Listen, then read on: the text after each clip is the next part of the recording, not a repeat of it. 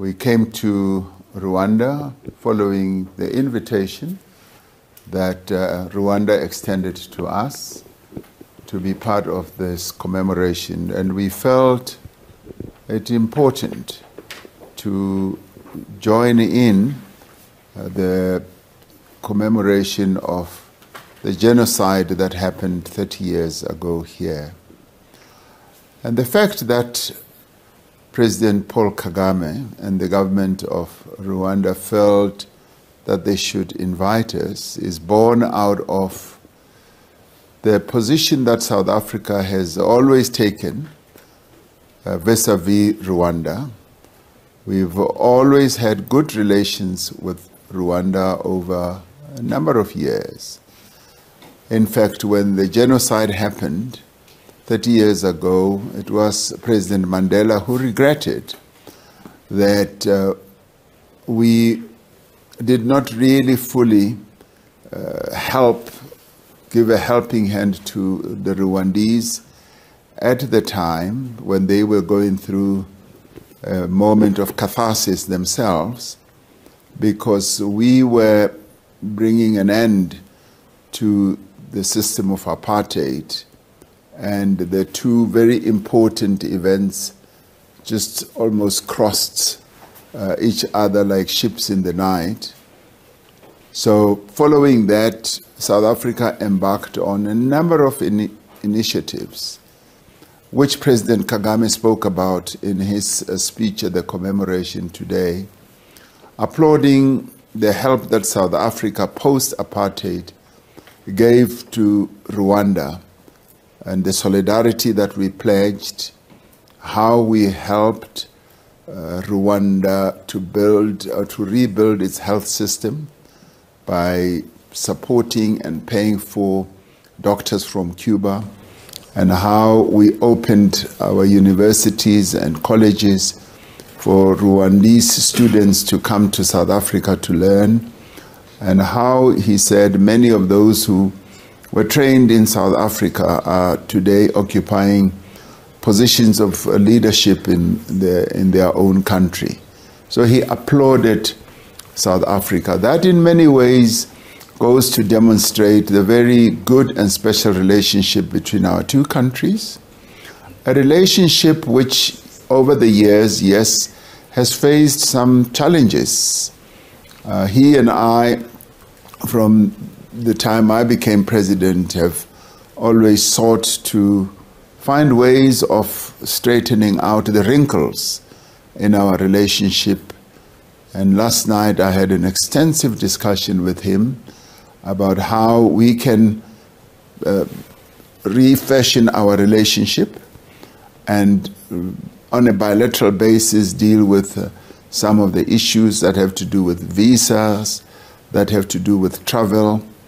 And we believe that we are definitely going to get on the way of rekindling and rebuilding that relationship. I say rekindling because it is a relationship that is in existence. And like relationships between countries, sometimes they face challenges and they wrinkle up. And so those wrinkles will be straightened out. Yes, we did speak about the challenges that are prevailing now as a result of the situation in the eastern part of the DRC, and how both countries, in fact, how the region, SADC, can work towards installing peace. We all agreed that peace was an essential component of fostering the development of this part of the continent, and that in doing so we should bring the conflicts that are happening in the eastern part of the DRC to an end. And also whatever actions that are going on to also destabilize Rwanda through the incursions of the FDLR. So there are a number of forces that operate in this area, and we agreed that a peaceful political solution is the best option to any military action. And beyond discussing with President Kagame, I also had a number of discussions with a number of other leaders. I also had a very good discussion with President Mbeki, who was also attending the commemoration, and we discussed the situation in the Eastern DRC. I went on to have discussions with other leaders from other countries, and all of us in our discussions expressed a very deep yearning for a peaceful political solution to the challenges that are being faced here. So I leave Rwanda with a renewed vigor and intention that we should find a solution that will lead to a political solution to what is prevailing here. The people of DRC yearn for peace, and similarly the people of Rwanda also yearn for peace, and so therefore all of us combined, including SADC, should work towards installing peace in this area so that the conflicts and the violent conflicts, the displacement of people in the DRC and indeed in Rwanda should come to an end, so that there should be peace and silence the guns in this part of our continent. So that is what we are hoping and aiming for. Your Excellency, since the issue with the DRC, there is the Rwanda process and the Nairobi process in place. Is there a direct role for South Africa now that South Africa is leading a SADC force in the Eastern DRC? Yes, there is the Nairobi process, there is the Rwanda process, and all these processes are collectively aimed at ensuring that the conflict comes to an end. And we take a lot of inspiration from that. The President Lorenzo of Rwanda, who leads SADC, is firmly involved in the process that was initiated, which is the Rwanda process. So we work under his leadership and his guidance. And the Nairobi process is a process that was aimed at installing a ceasefire as well as ensuring that there is a political intervention and a solution. South Africa, therefore, has a role to play as well in supporting all these processes. We are part of SADC, and we therefore play a key role in supporting the two processes. So we will not try to install a process on our own. We will work in tandem with the processes that are underway. We do play an important role in that as members of SADC, we want to see peace. And peace is our calling card. That's what we bring to the whole process. And so therefore, we do not see our role being exclusive. We see it being inclusive of all the other processes that are ongoing. And of course, we have to be talking to all parties. We have to interface and interact with all other parties. And with that, I'm sure that we should be able to find solutions to the conflict.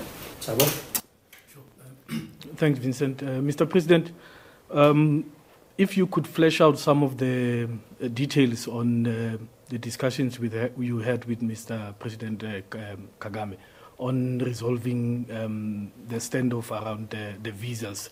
What are the details? By when would you want this resolved? Were there any timelines that you agreed to? President Kagame and I obviously want the various challenges that we face to be resolved as quickly as possible. And so we have not exactly set out a time frame, but as soon as possible, we want this to be resolved because we want ease of travel for Rwandese to come to South Africa. And we are in the process of dealing with a number of issues as it is now through the regulatory processes. So I would not be able to give a time frame, but all I can say is we want immediately to resolve the challenges that prevail. For South Africa, it's not a good option for us to be at loggerheads with any country on the continent. That is not who we are. We are a country that, because of our foreign policy, should be at peace with all countries in the world, because our remit is a better Africa and a better world. And South Africa should be always committed to having good relations with all countries in the world. And if there are problems and challenges, we must always be on the side of seeking solutions to whatever problems there are. So we are going to resolve these as quickly as possible, because not doing so serves the interests of those who may not want to see good relations between our two countries. So we want good relations. I certainly want to see good relations between South Africa and Rwanda, and indeed all other countries as well. Mr. President, let me say, you were saying that Rwanda is rebuilding itself after 30 years.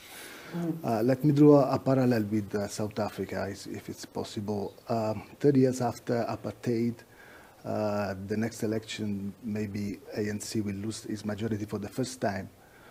This can be a very big change for your country. What's your opinion on that? Well, the two countries have like similarities. Rwanda is rebuilding itself, and it's 30 years that they've been at it, and we have been at it for 30 years, and we've seen tremendous progress. In our own country, the South Africa that we live in today is vastly different from the South Africa that we had in 1994. And we've seen great improvement, great movement forward. We're a country of 62 million people, and many of our people have seen changes in their lives. And like many other countries, we face challenges, a number of challenges that have to be addressed, and we are addressing those challenges. And what I can assure you is that the party that I lead, the African National Congress, is not going to lose its majority on the 29th of May. Many South Africans still love the African National Congress, and indeed I am brimming with confidence that we are going to do well in the elections. So watch this space, my dear friend.